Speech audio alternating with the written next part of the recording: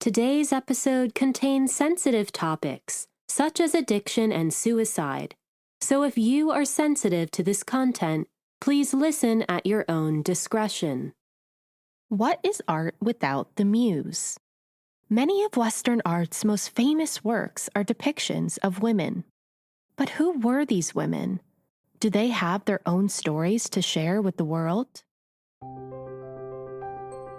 Hello and welcome to ArtMuse, a podcast that aims to reshape the ways in which we interpret well-known works of art by paying dues to the women whose images have been immortalized, but whose names and stories have been wrongfully overlooked. While these women's faces are familiar to viewers around the world, their identities have been largely forgotten. Together we will explore the important lives and legacy of the female muse and appreciate these works of art from a new perspective, through the eyes of the women whose image stares back at us. Is the muse in actuality just as, if not more, important than the artists themselves? And I'm your host, Grace Anna. Welcome to part 2 of ArtMuse's 2-part episode on Sarah Bernhardt. In part 1, we explored Sarah's lonely childhood, her mother's continued negligence, and later on, her time at both boarding school and the convent. We then explored Sarah's introduction to the theater, her time at the conservatoire, her failed beginnings at the Comédie Française, and eventually her first taste of success at the Odeon. Finally, we delved into Sarah's brave decision to stay behind in Paris and run a hospital for the wounded during the Franco-Prussian War, turning Sarah into a national hero. We left things off in our story just after the war had ended, and Sarah was preparing her big return back to the stage. Though the war had left Paris in ruins, life in the city gradually returned to normal, and with it came the reopening of France's national theaters. Not before long, Sarah was summoned back to the Odeon to begin rehearsals for their upcoming season. Before the war, Sarah had enjoyed relative success and was regarded as one of Paris's rising stars. But she was now ready to take her fame to the next level. As she wrote, "I was awaiting the event which was to consecrate me a star. I did not quite know what I was expecting, but I knew that my Messiah had to come." Luckily for Sarah, her Messiah was right around the corner, and with him would come fame and fortune beyond her wildest imagination. The poet Victor Hugo had just returned to Paris after 19 years of political exile in the Channel Islands. Hugo had been a staunch opponent of Napoleon III, but with the emperor's resignation after the war, Hugo was finally able to return to his homeland. To commemorate his return, the Odeon planned to open their season with a performance of one of Hugo's plays, Ruy Blas, and Sarah was set to star as the leading role of the Queen of Spain. And Hugo was so enthused by the idea of his play being performed again in Paris that he decided to direct the play himself. For the first rehearsal, Sarah went to Hugo's own home to do a preliminary reading of the script. From the start, Sarah was impressed by Hugo, and her admiration for him only grew over the course of the next few weeks as they prepared for opening night. Ruy Blas officially premiered in the early months of 1872. It was by far Sarah's most successful performance to date, and the play that would catapult her into a full-fledged celebrity. Before the performance even came to a close, the audience roared with applause, and by the time the curtains fell, Sarah was nearly mobbed by admirers. Sarah could hardly believe her eyes. As she later described, "I stood, breathless, dazed, and yet delighted by my success." And it wasn't just the audience that was left awestruck by Sarah's performance, but Victor Hugo himself fell to his knees. He took Sarah's hand, kissed it profusely and declared her the greatest star that had ever graced the stage. In fact, Hugo was so enamored with Sarah's performance that the two embarked on a short-lived steamy affair. And despite the fact that Hugo was 70 and Sarah only 27, Sarah seemed equally enamored with him as well. As she remembered, he was so handsome that night, with his wide forehead, which seemed to retain the light, his thick, silvery fleece of hair, and his laughing, luminous eyes. Though Sarah's fling with Hugo may have been brief, Roy Blas had a lasting impact on her career and turned her into an overnight sensation. Sarah would remain close friends with Hugo and work with him many times again over the course of her life. Within just a few months of Roy Blas's opening, Sarah became one of the most sought-after actresses in all of Paris. And with her newfound success came a surprising offer. In the summer of 1872, Sarah received a letter from the director of the Comédie Française, asking if she would return to the company. With this invitation, he offered Sarah a staggering salary of 12,000 francs a year, a significant increase over her pay at the Odeon. Sarah was conflicted. Though she had left the Comédie Française under bad terms in her youth, it was France's leading national theater, and its significance was undeniable. At the same time, Sarah had grown attached to the Odeon and absolutely loved performing there. In an effort to stay, Sarah asked the director of the Odeon if he would be willing to match the Comédie Française's offer, but sadly he refused. Though Sarah did not want to leave the Odeon, the Comédie Française's offer was too tempting to turn down. As author Robert Gottlieb wrote, the prestige of the Comédie Française and the higher salary, plus the satisfaction at being wooed back after her ignominious rout 9 years before, made Sarah's decision to return there worth it. But Sarah would always reflect fondly on her time at the Odeon. As she later wrote, "I left the Odeon with great respect, for I adored and still adore that theater. It was the theater that I loved the most, and that I only left with regret. We all loved each other at the Odeon. I was happy. We thought only of putting on plays. We rehearsed mornings, afternoons, all the time. I adored that, but I felt that my life of hoping and dreaming was to come to an end at the Comédie Française. I felt that the way was open for the fruition of all my dreams, and that life was about to commence." Unfortunately, the Odeon did not have as kind of parting words for Sarah. With over a year left on her contract, the Odeon actually sued Sarah for both breach of contract and business damages, and Sarah had to pay them 6,000 francs as a settlement. But Sarah knew that she had made the right decision. She was ready to elevate her career and return to Paris's biggest stage, this time as the city's leading actress. Sarah officially premiered at the Comédie Française in the fall of 1872. Within her first year, she starred in a number of leading roles. In many of these performances, Sarah's role included dramatic death scenes on stage, an act she mastered quickly and became famous for. To make these scenes more believable, Sarah visited morgues and hospitals to study the dying, and her performances were incredibly true to life. But of all her epic death scenes, the role Sarah became most famous for was Phèdre from Racine's celebrated tragedy, a role which demanded a dramatic death by poison finale.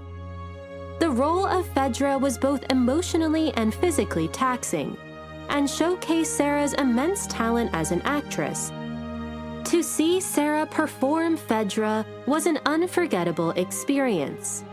As a review from 1908 read, To hear the words of Phaedra spoken from the mouth of Bernhardt, to watch in the culminating horror of crime and of remorse, of jealousy, of rage, of desire, and of despair. All the dark forces of destiny crowd down upon that great spirit, that indeed it is to come close to immortality, to plunge, shuddering through infinite abysses, and to look, if only for a moment, upon eternal light. Sarah would go on to perform Phaedra all over the world, and it is today the role she is most remembered for. Sarah went on to enjoy many successful seasons at the Comédie Française, but she soon became famous for more than just her acting. Her fun-loving and quirky personality began to catch the attention of her fellow cast and crew, and tales of her antics behind the scenes rapidly spread.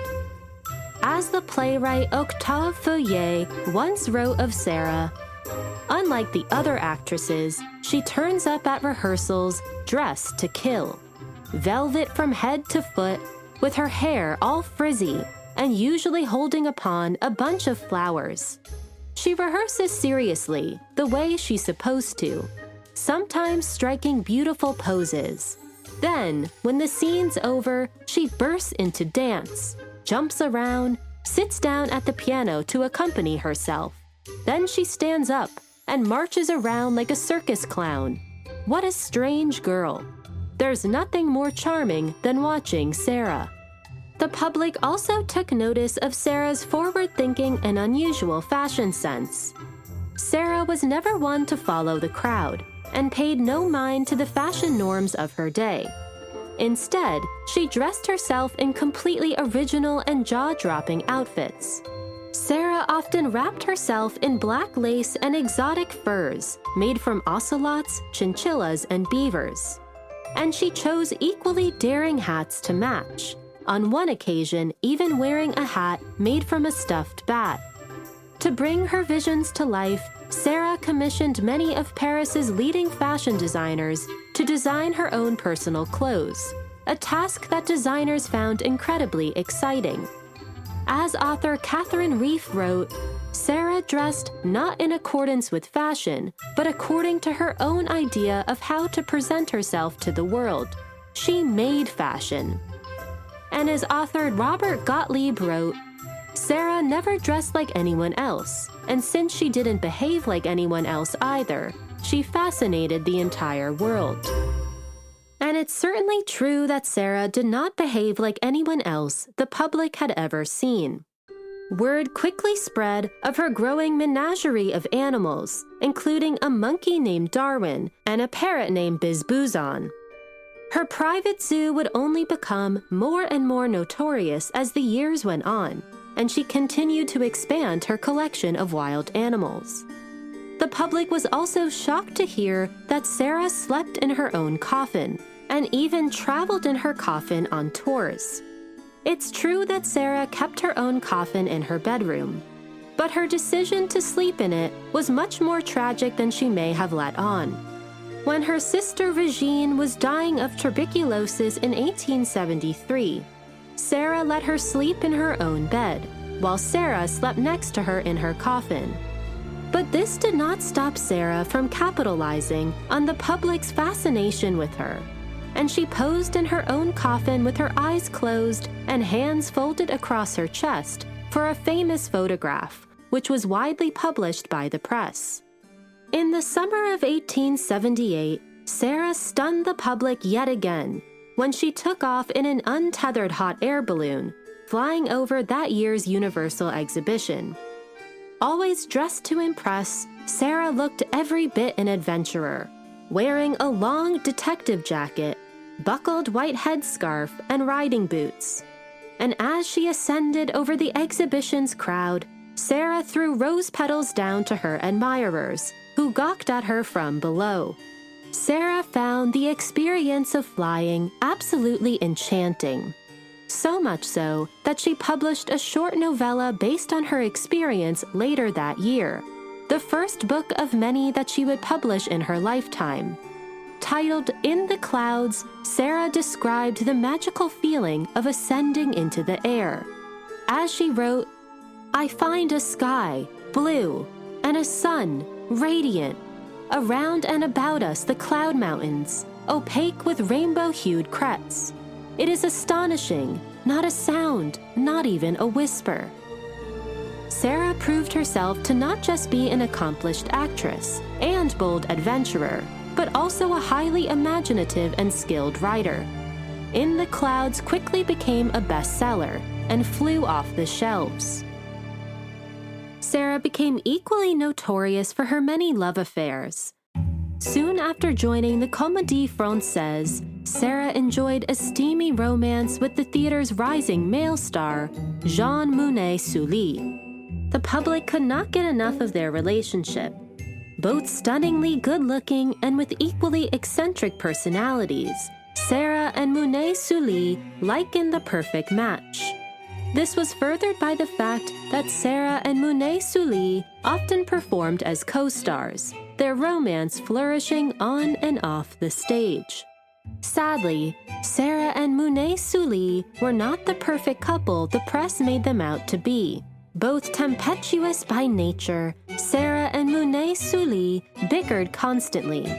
This was made worse by the fact that Mounet-Sully was especially possessive of Sarah, at times resulting in violent fits. And so, after a 2.5-year turbulent relationship, Sarah parted ways with her co-star. But never one to wallow in sadness, Sarah quickly found a new lover, this time Samuel Pozzi, her gynecologist and notorious ladies' man. Sarah was also rumored to have had an affair with the Prince of Wales. And through these many affairs, Sarah never hid the fact that she was unmarried and a single mother. Instead, she reveled in both her sexuality and independence, and never let society's judgments stop her from satiating her sexual desires. We'll continue our story after a brief word from our advertisers.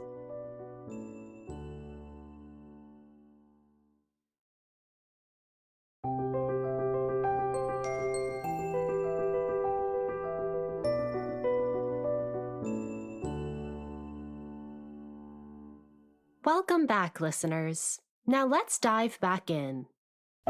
Now as much a public figure as she was an admired actress, it's only fitting that artists sought to capture Sarah's portrait on canvas. Most famously, Sarah was painted by portraitist Georges Clairon in 1876. In Clairon's large-scale portrait, we find Sarah seductively seated on a red velvet couch. She leans her arm against a golden pillow, and her legs delicately dangle from the couch's edge, showing off her black lace shoes. Curled at her feet is a wolfhound, one of Sarah's trusted companions, who looks up at us with disinterest. Sarah is garbed in a white satin dress, which twists and turns along with the curves of her body, teasing us with its suggestion. She stares directly at the viewer, batting her piercing blue eyes at us nonchalantly. Here, Sarah is the epitome of chic, and we are privileged to just be in her presence. Clairon's portrait of Sarah was exhibited at that year's Paris Salon and received glowing reviews. But no one was as big of a fan of her portrait as Sarah herself. Sarah kept her portrait with her as a prized possession for the rest of her life. She also remained very close friends with Clairon for over 40 years, until his death in 1919. And Sarah was far more than just an artist model. What is lesser known about Sarah is that she herself was an established sculptor, and even exhibited her work at the prestigious Paris Salon. Sarah first began studying sculpture in the 1860s. Her earliest works were mainly small-scale portrait busts. As her passion for sculpture grew, Sarah decided to pursue her practice more seriously and began training with the academic sculptor Mathieu Meunier. By 1874, Sarah rented her own artist studio in Montmartre, a space that would later be used by Picasso. Here, Sarah could fully devote herself to her craft. In a famous photograph of Sarah taken in 1878, we see her proudly posing in her studio. With a scalpel in hand, Sarah leans against a pedestal. On top of the pedestal is a bust, presumably a self-portrait, which creates an almost mirror-like effect. Sarah is garbed in her signature sculptor's outfit, a white button-down shirt, a short white scarf, and white linen pants. Though it may not seem radical by today's standards, the fact that Sarah was wearing pants as a woman was almost unheard of for her time.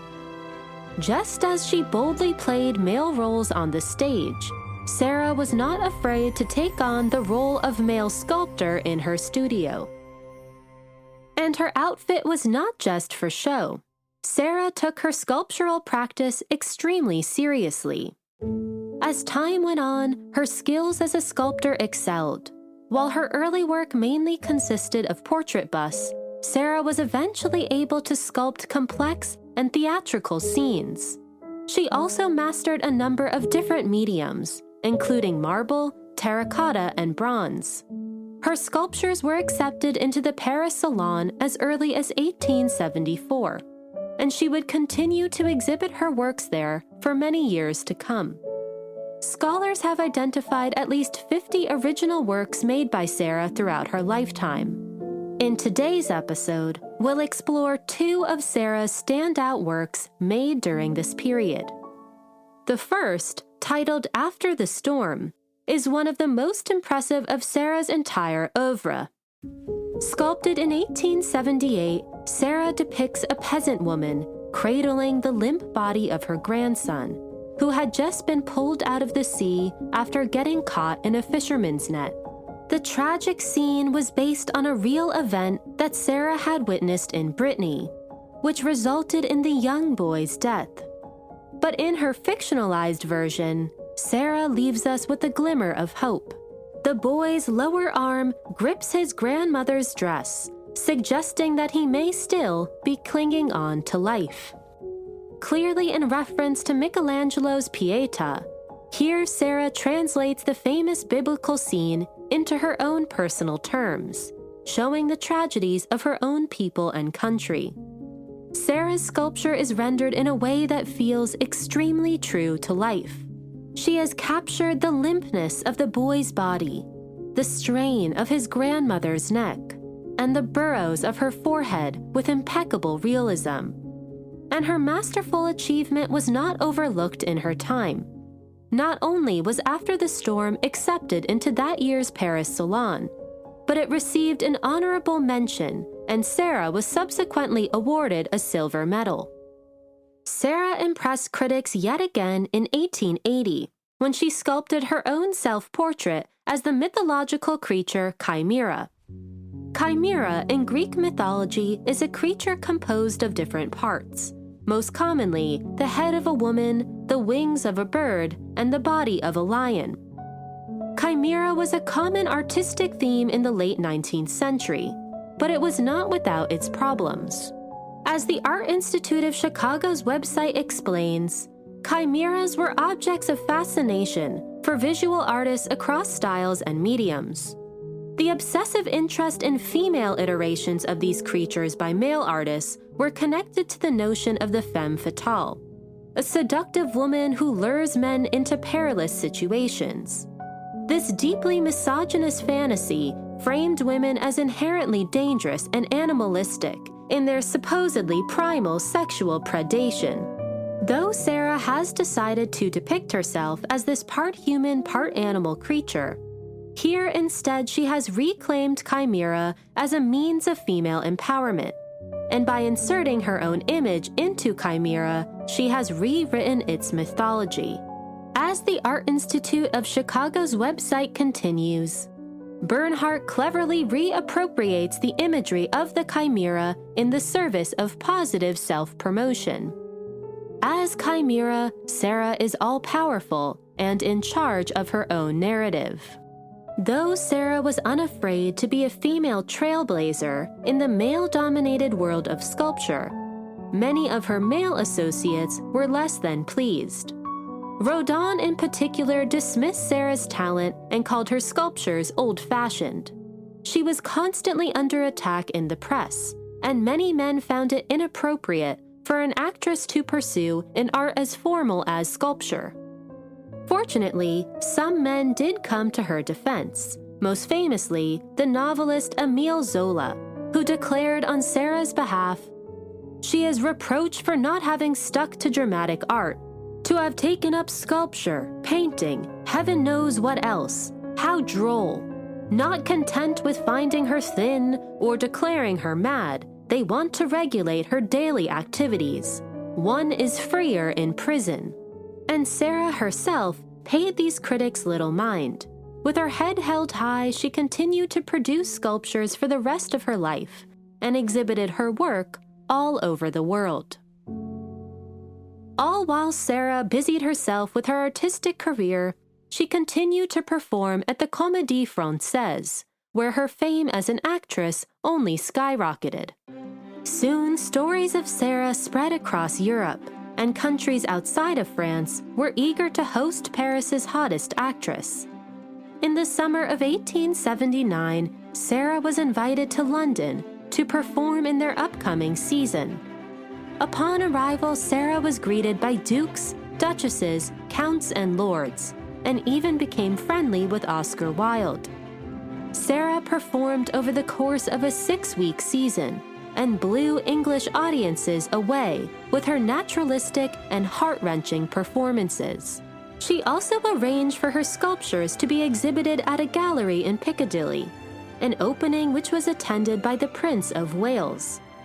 And Sarah became equally notorious for her antics. She dressed in ways the English had never before seen, and shocked the public when she purchased a small zoo of animals, including a cheetah and wolfhound.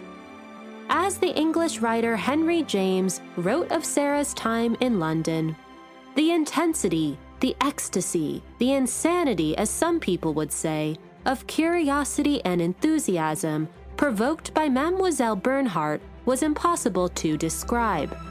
Though Sarah's time in London was short, she left a lasting impact on its social scene and sent shockwaves through the city that would be felt long after her leave.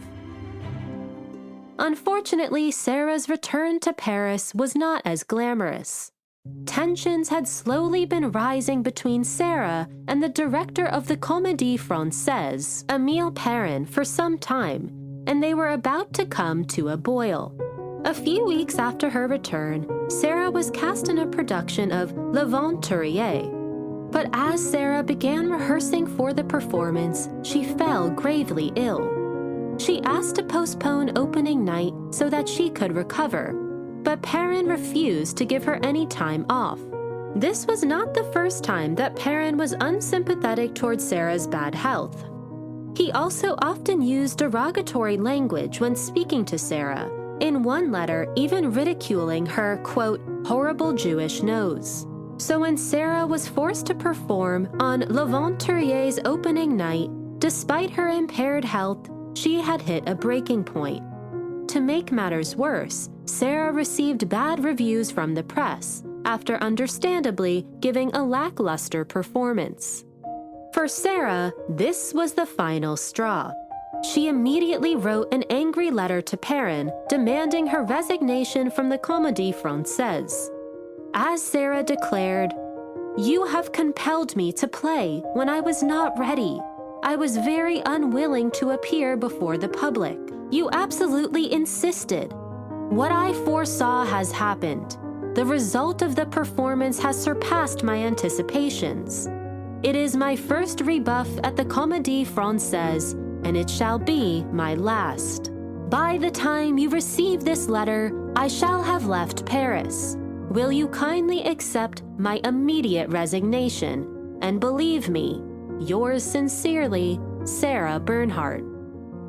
By the time Perrin received Sarah's letter, she had not only left Paris, but had leaked copies of her letter to the press.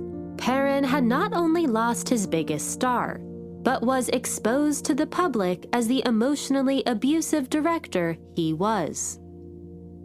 Though Perrin sued Sarah for breach of contract and she was forced to pay him 10,000 francs, Sarah walked away as the real winner. Not only was she able to maintain her own dignity, but she found her independence from the Comédie Française liberating. As Sarah wrote, "After this first taste of freedom, I felt surer of life than ever before.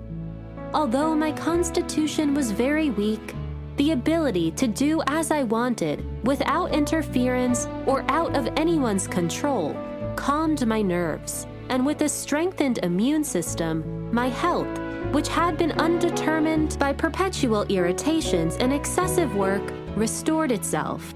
Within a few weeks, Sarah was invited back to London, where she enjoyed a successful season performing with her own troupe. Sarah not only felt lighter after leaving the Comédie Française, but she came to the powerful realization that she could be just as, if not more, successful on her own. Instead of returning to Paris that summer, Sarah decided to continue the tour with her troupe, this time to Brussels and Copenhagen, where she met the Danish king. In every city that Sarah went, she was greeted by swarms of fans and admirers, and her confidence in herself grew with each day. So when, in the fall of 1880, Sarah was invited to travel to New York and tour North America, she jumped on the opportunity. The tour would span a total of 7 months, and she would be paid top salary. She officially embarked on her American escapade on October 15th. As she boarded a steamship headed for New York, Sarah must have been filled with both anticipation and delight over the adventures that awaited her on the other side. But Sarah would first have to endure the 11-day voyage to New York. And in typical Sarah fashion, it was not without its drama. According to her own memoir, Sarah helped a young woman give birth in the middle of the night and saved an elderly woman's life when a massive wave crashed upon the ship deck. Though she didn't know it at the time, that elderly woman happened to be none other than Mary Todd Lincoln, the widow of Abraham Lincoln. Sarah arrived in New York on October 27th. As she sailed into New York's harbor, she was met by a crowd of over 1,000 people, there to greet Paris's greatest star. Americans were fascinated by not only her impressive acting career, but also her notorious public stunts and scandalous affairs. On her opening night in New York, crowds lined several city blocks in hopes of seeing her perform. Though few in the audience spoke any French, her first performance caused a sensation. Sarah went on to have an immensely successful few weeks in New York. Afterwards, she set off to tour the country, appearing in over 50 different cities. And she traveled to each of these places in style, in her own private railroad car, equipped with stained glass windows, lavish lamps, and even a grand piano.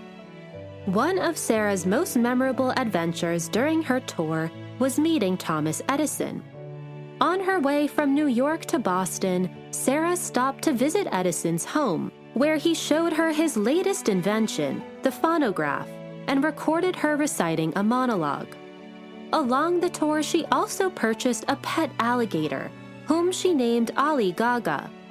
Ali Gaga followed Sarah everywhere and even slept in her bed.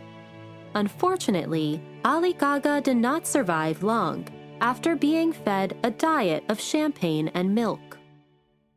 Sarah's American tour was overall an immense success, but she did certainly have her critics. While bohemian circles appreciated Sarah's unconventional lifestyle, religious groups, especially those who preached American Puritanism, criticized her for having many affairs and an illegitimate son. Unfortunately, Sarah was also a victim of anti-Semitism, and caricatures calling her a, quote, money-hungry Jew circulated in the press. In fact, when she traveled to Montreal, she even received threats from Catholic communities reprimanding her for performing there as a Jewish woman. But despite their protests, Sarah was too strong of a force to stop, and her fame was inevitable. As Robert Gottlieb rightfully wrote, whatever the reactions to her acting and her morals, wherever she went, she was first and foremost an event. Excitement about her arrival whipped up an avalanche of publicity, and accompanied by countless interviews, concocted anecdotes, and commercial capitalization. By the time her tour came to an end, in May of 1881, Sarah had performed on over 150 stages across America and Canada, and had reached a level of stardom never before seen. And more than fame, Sarah's American tour had given her something invaluable: complete and resolute faith in herself. As Sarah reflected in her memoir, "This was really the first halting period of my life, the real evolution of my physical and moral being. I had run away from the Comédie Française, from Paris, from France, from my family and from my friends. In those few months, my mind had matured and the brusqueness of my will was softened. My life, which I had thought at first was to be so short, seemed now likely to be very, very long. And that gave me a great mischievous delight whenever I thought of the infernal displeasure of my enemies. I resolved to live. I resolved to be the great artist that I longed to be. And from the time of this return, I gave myself entirely up to my life." Soon after returning to Paris, Sarah decided to take off again, this time on a 6-month tour across Europe. This European tour was one of the most successful tours of Sarah's entire career. In each city she arrived, she was greeted by swarming crowds and performed to sold-out audiences. And in many of these audiences were some of the most powerful men in all of Europe, including Tsar Alexander III, King Alfonso XII, Emperor Franz Joseph I, and the King of Italy. But sadly, her European tour was not without its hardships. As in parts of America and Canada, Sarah did come face to face with anti-Semitism. In fact, in Kiev and Odessa, mobs even threw stones at her because she was Jewish. As Sarah did with most things in life, she took these tougher moments in stride and did not let them stop her from basking in her own glory. Sarah's European tour was not only a pivotal point in her career, but also in her personal life. While touring St. Petersburg, Sarah met a young Greek diplomat named Aristides Domela and fell madly in love with him. 11 years her younger, Domela was extremely handsome, with dark alluring eyes and luscious brown hair. But he was not without his red flags. Domela was a notorious ladies' man who had quite a troubling track record. His previous affairs had already led to 2 divorces, 1 suicide, and even a ban from the French government, who ordered Domela to leave Paris. Unfortunately, Sarah was too smitten with Domela to pay his unsettling dating history much mind. Whether Domela reciprocated Sarah's feelings or not is debatable. Either way, he certainly jumped on the opportunity to associate himself with the world's greatest actress, and not before long, the two had begun an affair. Though Domela had no prior acting experience, Sarah decided to cast him as her leading man for all the remaining performances of the tour. Once again, Sarah's rose-colored glasses blinded her to the fact that Domela was completely inept as an actor.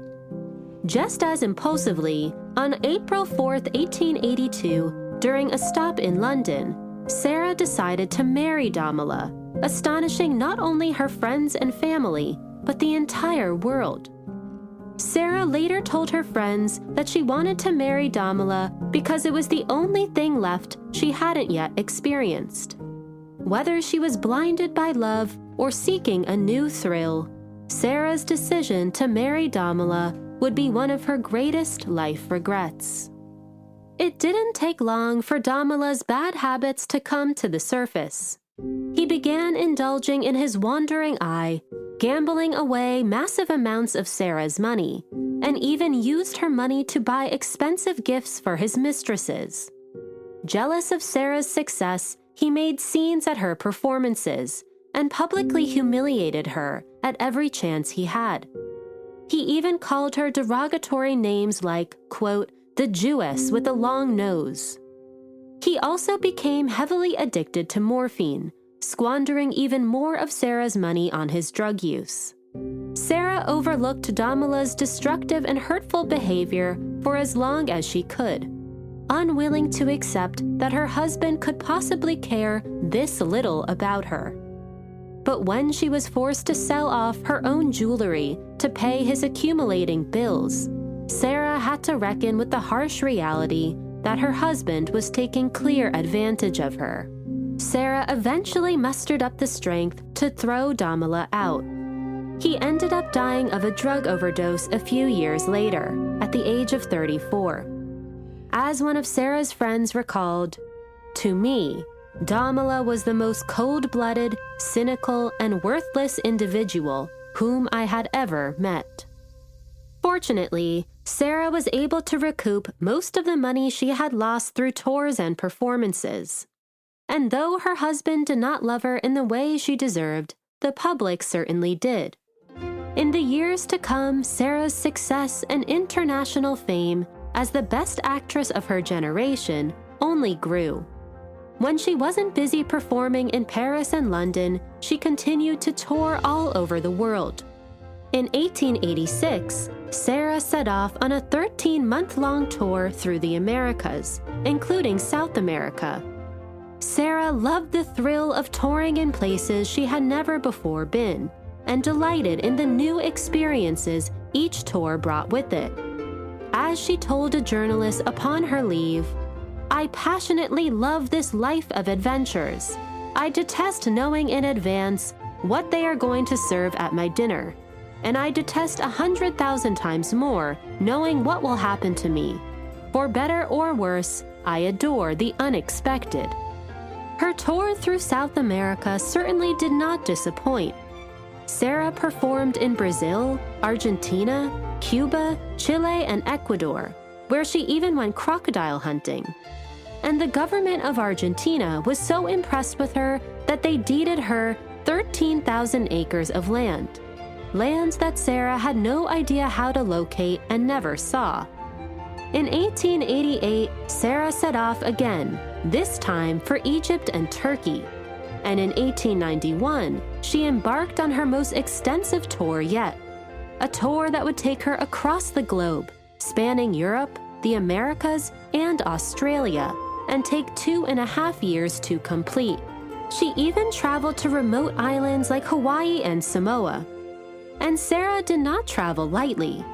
Her entourage lugged a whopping 75 crates filled with personal clothing, 45 crates filled with costumes, and trunks filled with perfume and makeup. And of course, they would need extra trunks to fill with Sarah's ever-increasing income. At the end of her 2.5-year tour, Sarah had amassed a staggering 3.5 million francs. But touring had much greater value to Sarah than money. It allowed her to live the life of independence and adventure that she had always dreamed of. As author Robert Gottlieb wrote, "Her energy was inexhaustible, her determination implacable, her fame unparalleled. There was practically nowhere she hadn't performed.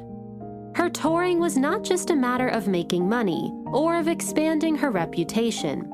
She loved it for its own sake. She loved being on the move." And Sarah herself once declared, "I often take the train or steamer without even asking where I'm going. What does it matter to me? I am delighted to be off and full of joy at getting back again. There's genuine and happy excitement in moving from place to place and covering so much ground." We'll continue our story after a brief word from our advertisers.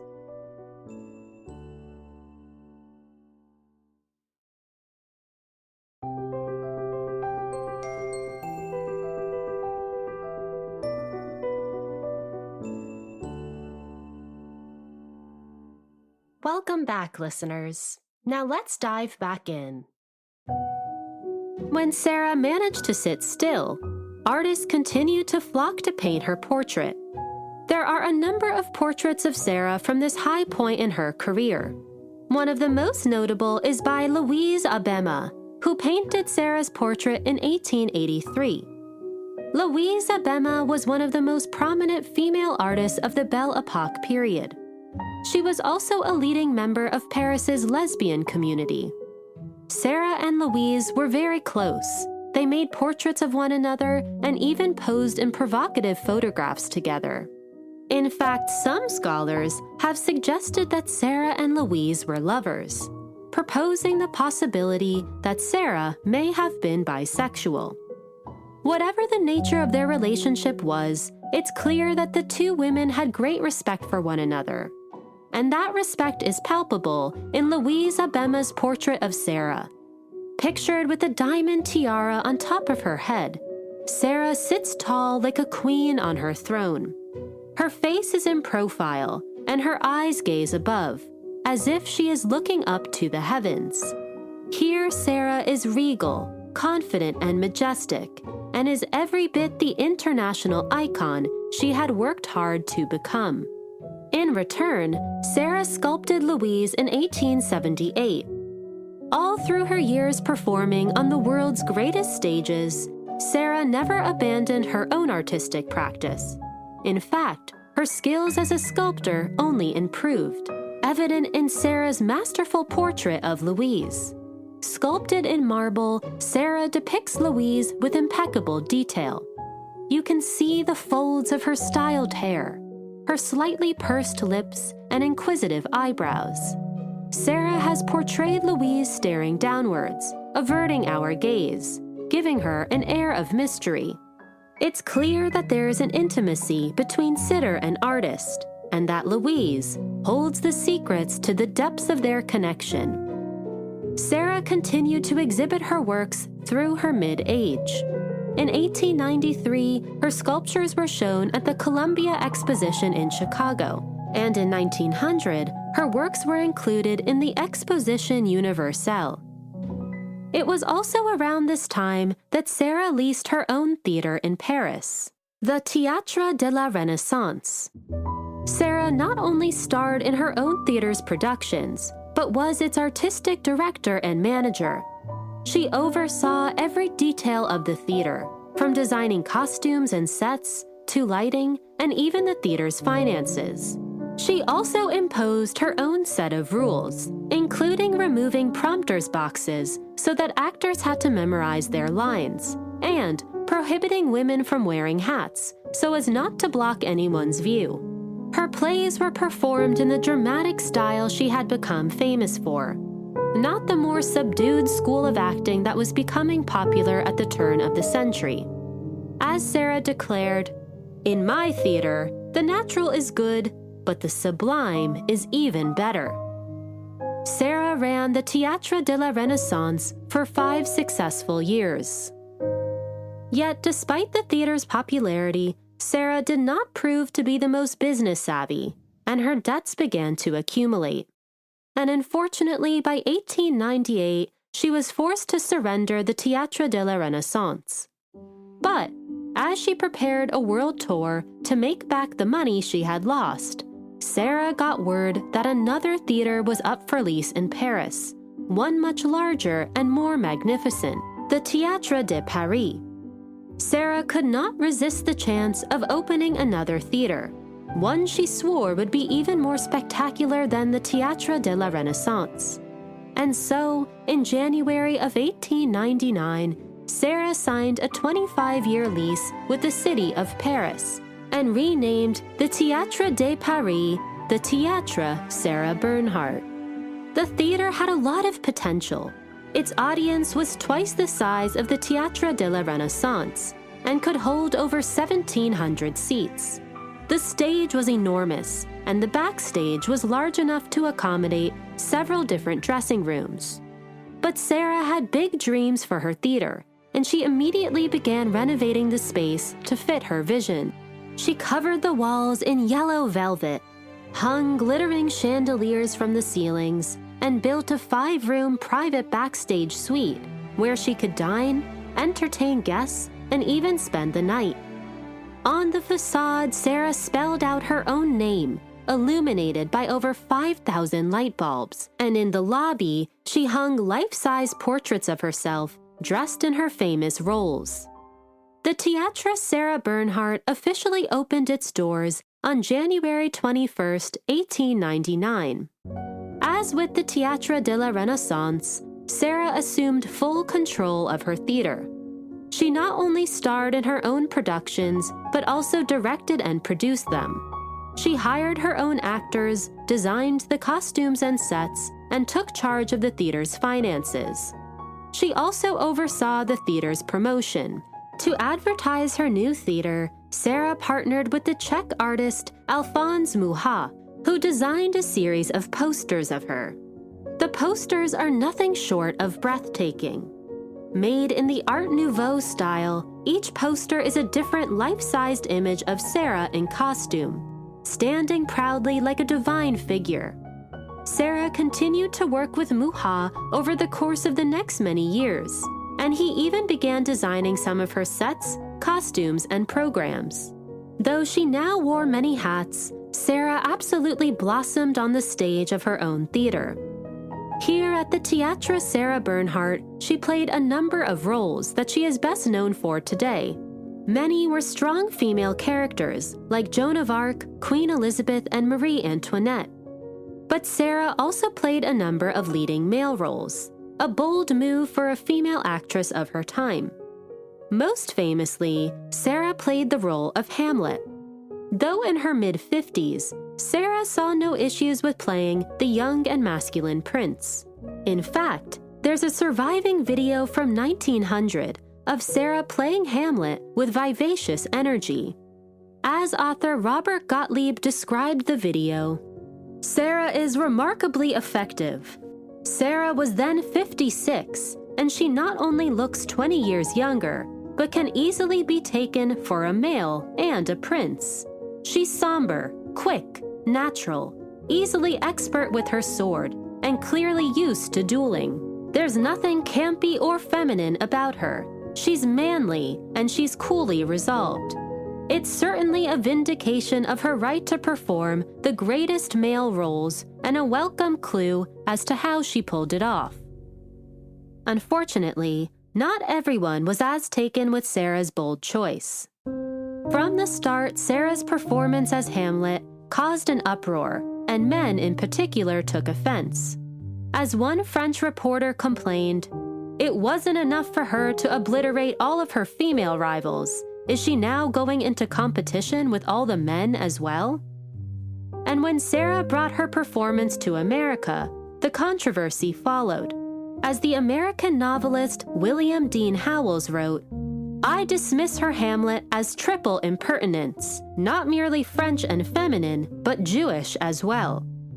But Sarah held her head high and stayed true to her own artistry. Unbothered by the criticism, she continued to play male roles for the rest of her career. As Sarah once explained, "A good actress, with the appearance befitting the part and the intelligence to comprehend it, can play the man as well as the woman. It is simply another character for her to identify with herself." Sarah was also in her 50s when she purchased an abandoned fort in Brittany, which she turned into a beloved summer home. In August of 1894, Sarah was vacationing at the Brittany seashore when she noticed a small wind-blown island called Belle Isle. As she explored the sparse island, she noticed an abandoned fort. Covered in wildflowers and vine, the fort felt like a time capsule to another era. Sarah felt an instant connection with it and set off to call this desolate little fort her home. She soon after bought the fort and its surrounding land from the French government. Over the years, Sarah renovated and enlarged the fort to become an idyllic summer estate. Here, Sarah shared many blissful summers with family and friends. She raised her own cows, sheep, and chicken, and grew her own produce. She fished for shrimp, paddled in the sea, and hosted decadent picnics. And she particularly enjoyed challenging her guests to a game of tennis. But most importantly, Sarah could be her authentic self at Belle Isle. Away from the public and press, Sarah could enjoy the simplicities of life out of the spotlight. As a friend of hers wrote of his visit to Belle Isle, "During the whole time I stayed there, Sarah never mentioned the theater, acting, or actors. She was irresistibly comic at times, full of bubbling gaiety and spirits. What struck me most about her when I saw her in private life was her radiant and ever-present common sense. There was no nonsense about her, no pose and no posturing. She was completely natural. She took herself for granted as being the greatest actress in the world." As idyllic as Belle Isle was, reality would soon come crashing down with the start of World War I. For Sarah, the war would not only mark the beginning of a new world, but also the beginning of a new life. In June of 1914, while spending the summer at Belle Isle, Sarah received the shocking news that Archduke Franz Ferdinand had been assassinated and that Europe had broken out in a war. She hurried back to Paris with her son to grab some belongings and took refuge in Andernos-les-Bains, a rural seaside town in the south of France. But the journey took a toll on Sarah's health, which had been already steadily declining over the past few years. Her biggest concern was chronic pain in her right knee. In 1906, during a performance of La Tosca, Sarah jumped to her death scene, not realizing that there was no mattress below to catch her fall. Her knee crashed directly onto the wooden stage. Though Sarah continued her tour, from that time onwards, she lived with severe chronic pain. So when a year into the war, a doctor discovered that her same leg had developed gangrene, Sarah decided she had had enough. And at the age of 71, no longer wanting to live a life of pain, Sarah arranged for her right leg to be amputated. As Sarah wrote to her son, "My mind is made up. I am not going on suffering. I have perhaps 10 or 15 years to live. Why condemn me to suffering another 15 years? With a wooden leg, I will be able to recite, maybe even perform." Though her friends and family were horrified, Sarah couldn't wait to rid herself of her chronic pain, and she went into her surgery calm and confident. Fortunately, the operation went smoothly, and her right leg was successfully amputated from above the knee to her hip. In the months following her amputation, Sarah tried a number of different wooden legs, but found them both painful and unappealing. Eventually, Sarah arranged to be carried around in a white sedan chair, which she had decorated in the style of King Louis XV. Like a queen on her throne, Sarah would be carried from place to place in her personal chair for the rest of her life. And Sarah did not let her new condition stop her from continuing to perform. As she once said, "There is always a way. In case of necessity, I shall have myself strapped to the scenery." She also did not let her amputated leg prevent her from helping France's war efforts. In 1916, Sarah performed for over 3,000 soldiers on the war front. As the actress that accompanied her, Béatrice Dussault, described, "I witnessed the genius of Sarah and her bravery. Once I had to help her dress. She went from chair to table, leaning on my arm, or hopping on her poor 72-year-old leg, saying with that infectious laugh of hers, 'Look, I'm just like a guinea hen.' The way she ignored her handicap was beautiful, a victory of her spirit over the failing flesh. One didn't pity her, one admired her. I shall always remember her, that old woman of genius, clopping around in her sedan chair or on one leg, ready to give her flaming heart to those brave men who were fighting and dying for us. And when Sarah returned to Paris later that year, she even went on to make 2 short films intended to boost French morale and garner national support. It should be noted that Sarah was one of the first actresses to ever star in a moving picture. Sarah was featured in a moving picture as early as 1900 and went on to make 11 films in total. The film with the widest circulation and which turned Sarah into arguably the first international movie star was Queen Elizabeth. Filmed in 1912 when Sarah was 68 years old, Queen Elizabeth was a groundbreaking film. As the director of Paramount, Adolf Zucker, explained, Sarah's performance was of historical importance because it went a long way towards breaking down the prejudice of theatrical people towards the screen. Starring in films also made Sarah more accessible to the broader public, and people who had not had the chance to see her on stage could now experience her on the screen. As author Robert Gottlieb wrote, "It must have seemed glorious to defy the limitations of space and have the whole world as her audience."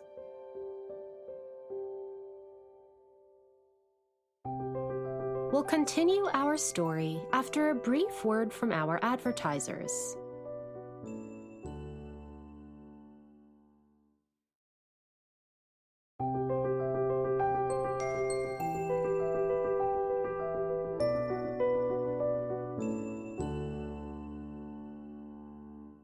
Welcome back, listeners. Now let's dive back in. Sarah's amputation also did not hold her back from going on a final American tour in 1916, nor did traveling across the Atlantic at the height of the war, at risk of German attack. It seemed nothing would stop the fearless Sarah from embarking on a final American adventure. Sarah went on to perform in nearly 100 cities in the span of 14 months. To accommodate her amputation, she adjusted her performances to short scenes in which she could remain seated. Sarah also used her tour as an opportunity to rally American support behind France's war efforts. She often ended her performances with passionate speeches urging Americans to join the Allies' fight. Sarah also spoke openly in support of the women's suffrage movement and condemned racism. On one occasion, she even stood with a black woman who was being denied entry into a hotel that Sarah was staying at. As Sarah once said, "I think the ostracism in which blacks are held by the whites is odious." When Sarah returned to France in late 1918, she was greeted with the happy news that the Allied powers had won the war. She spent these post-war years running the Théâtre Sarah Bernhardt, still performing in her own performances through her 70s.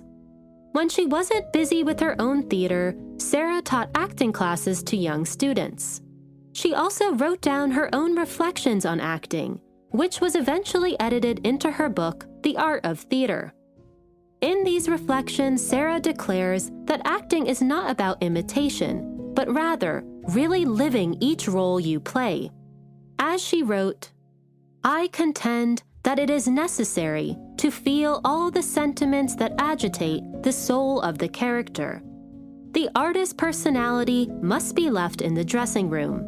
The actor cannot divide his personality between himself and his part. He loses his ego during the time he remains on the stage. We must make our characters live, and in no way can we do this better than by quitting our own personality to enter that of another being." But as Sarah reached her late 70s, her aging body finally caught up with her inexhaustible spirit. On top of the shock of losing her leg, Sarah also developed a severe kidney disorder in her late age. Her son tried to convince her to retire from the stage, but Sarah refused to leave the spotlight. As author Catherine Reef wrote, "Sarah Bernhardt was loved by many. Older fans recalled her when she was in her prime. Younger ones saw her as a living legend, a symbol of France. She could still fill theaters and earn loud applause." But in 1922, after Sarah collapsed during the dress rehearsal of a new play and went into a coma, she was forced to slow down. Fortunately, Sarah recovered over the course of the next few weeks. When she came to, her first words were, "When do I go on?" Though forced to retire from the stage, in 1923, Sarah jumped on the opportunity to star in a film called The Fortune Teller. She was so weak that the director had to arrange for the film to be shot in Sarah's own house, where she could rest in between scenes. But unfortunately, Sarah's kidney disease progressed so severely that she was unable to finish the film. Now bedridden, Sarah teetered between life and death over the course of the next few weeks. By March, it was clear that Sarah was nearing the end of her life. Surrounded by her son and close friends, Sarah did not let her impending death put a damper on her final days. As one friend described, Sarah had the indescribable desire to charm still, to charm right up to the gates of death itself. When in the final hours reporters began to swarm her house, Sarah joked, "I'll keep them dangling. They've tortured me all my life. Now I'll torture them." These were allegedly Sarah's last words. She passed away on March 26, 1923, in her son's arms. Sarah was given a public funeral a few days later by the Municipal Council of Paris. Hundreds of thousands of her fans lined up in the streets to watch as Sarah's coffin was carried through the city to the Père Lachaise cemetery, where Paris's most renowned residents were buried. As author Catherine Reif described, "For 3 days, life in Paris halted. So many people had seen Bernhardt on stage or on screen, or had read about her adventures, that Parisians felt that they had known her. How strange it was to think that she was dead." And it was not only Paris that grieved Sarah. She received eulogies from all over the world. As the New York Times wrote, "No temperament more historic than Madame Bernhardt has, perhaps, ever existed. To read her memoirs is to live in a whirl of passions and adventures, floods of tears, tornadoes of rage, deathly sickness and incomparable health and energy, deeds of reckless bravado, caprices indescribable and enormous, the marvelous voice of gold, that wide range of beautiful movement, queenly, sinuous, terribly alluring, that intensity of passion and that bewitching sweetness have brought men and women of all degrees, from professional critics to ranchers, from anarchists to kings, from men of pleasure to Puritan ladies, in homage to her feet." As the author Maurice Rostand once said, "Ah, for beings like Sarah, death is not only an end, it's a beginning as well. The life may be surrendered, but the legend lives on. Sarah has not been forgotten, nor has she been replaced. Her mysterious throne remains empty." Today, Sarah's legacy lives on in many forms.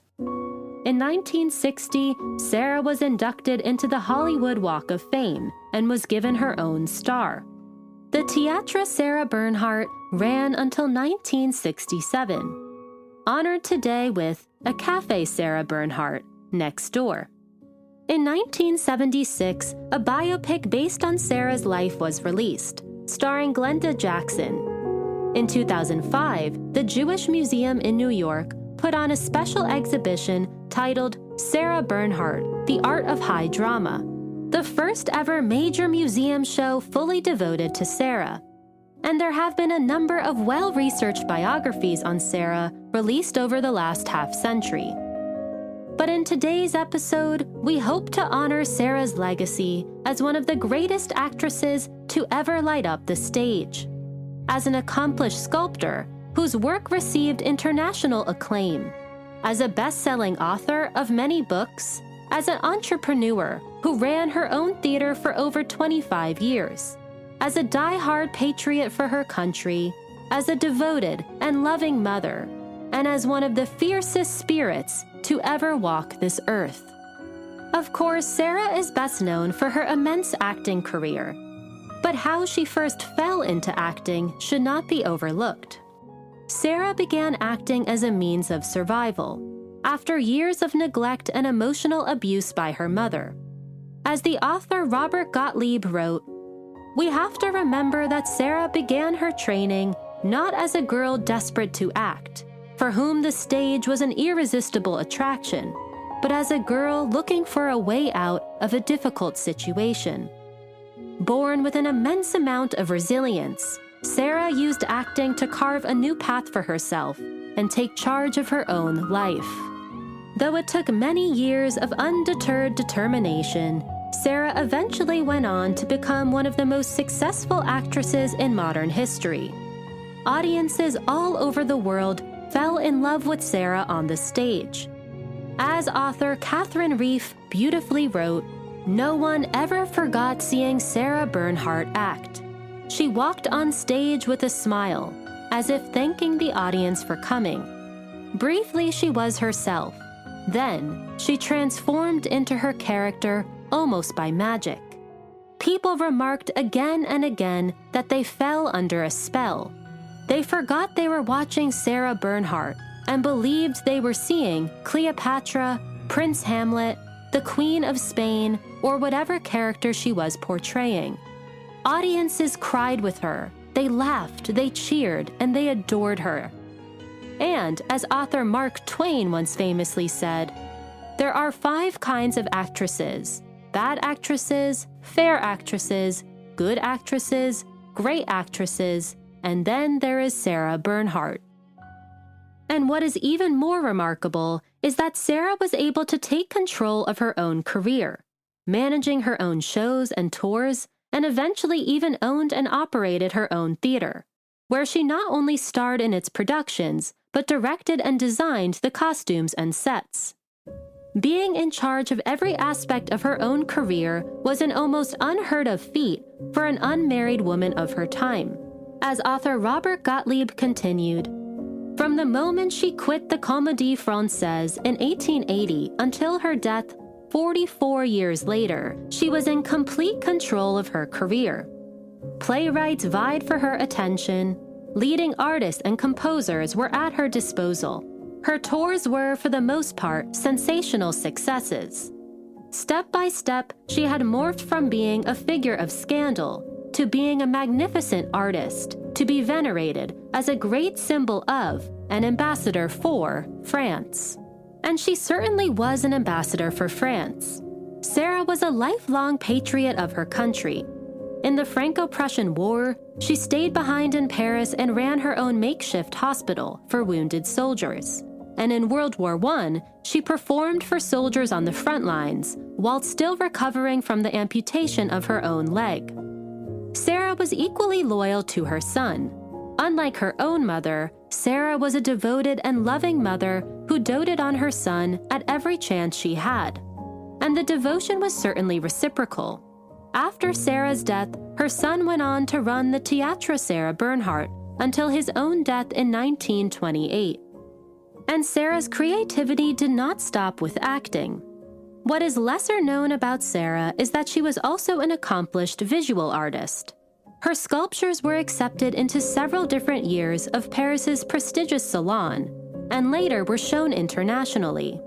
She had her own artist studio, and despite being the most sought-after actress in the world, still made time for her own artistic practice. Her sculptures are skillful, complex, and burst with life. And regardless of the fact that many men of her time, like Rodin, dismissed her sculptures as an attention-seeking habit, Sarah's remarkable work speaks for itself. Sarah was also a best-selling author who wrote works of fiction, her own autobiography, and her reflections on the art of acting. And she was a fashion icon who worked with top designers to design her own unique and forward-thinking clothing. But above all else, Sarah was an inexhaustible force of nature. She faced her hardships head-on, whether it was her mother's neglect, her early failures in theater, or the amputation of her own leg, and never let anyone or anything stop her from standing in her own power. Sarah seeked out adventure, craved the thrills of the unknown, and lived to laugh and love. As her friend Jules Lemaitre once said of Sarah, "She alone is more alive and more incomprehensible than 1,000 other human creatures." Sarah lived every minute of her outrageous life to the fullest, and though her inevitable end eventually came, it's no surprise that Sarah's legacy lives on with as much gusto as she lived her life. We end today's episode with a quote by author Robert Gottlieb. And so, Sarah Bernhardt is still with us. Her name remains the paradigm for great actress, like the way the name of Einstein does for genius. She is still the most famous of all French women after Joan of Arc, and the most famous French personality of the 19th century after Napoleon. But perhaps the most lingering effect is that her name and fame resides in the minds of the untold number of women, so many of them Jewish, who, when they were acting up as little girls, were lovingly scolded by their parents with the words, "You're a regular Sarah Bernhardt."